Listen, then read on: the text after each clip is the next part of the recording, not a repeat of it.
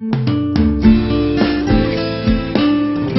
everyone, it's Kim here from Good Vibe Astrology, and today I want to talk to you about eclipses, particularly the upcoming eclipses in January 2019. Think of eclipses, obviously they're new and full moons, and they come in pairs. There's a solar eclipse and then the lunar eclipse in the opposite sign or within 15 degrees of that opposite sign.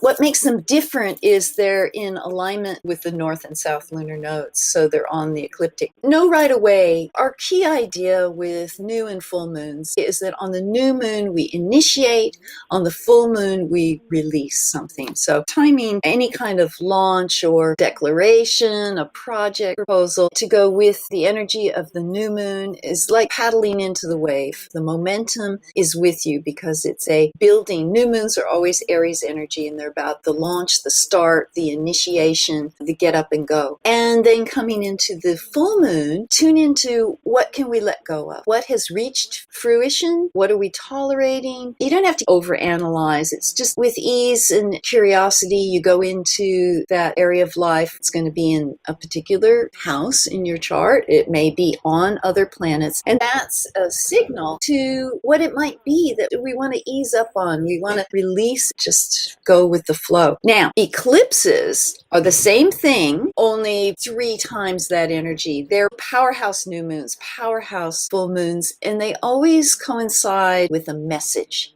And it's a chance where you can really get a deeper understanding of something in that area of life. We have the partial solar eclipse at 15 Capricorn on January 5th. That's a new moon. Then 2 weeks later, on the 21st, we've got the lunar eclipse at 1 degree Leo. Let me just tell you something about the timing. Eclipses come either on the day, 3 days before, 3 days after, or they can show up 30 days beforehand, give or take 3 days, or 30 days after, give or take 3 days. To utilize this information, the first thing you want to do is have your chart in front of you. So you can go to another tutorial in our Good Vibe Astrology playlist and find creating your chart online if you're not sure how to do that. So you create your chart and you have a look at it, and you want to identify where, which piece of pie, which house, this solar eclipse and the lunar eclipse are landing in. So we're looking for 15 degrees of Capricorn first, and then we're going to check out where 1 degree of Leo is. If you recognize the glyphs, you can go straight there and count forward the degrees. Remember, they run counterclockwise around the circle. If you're not sure, you can go to the bottom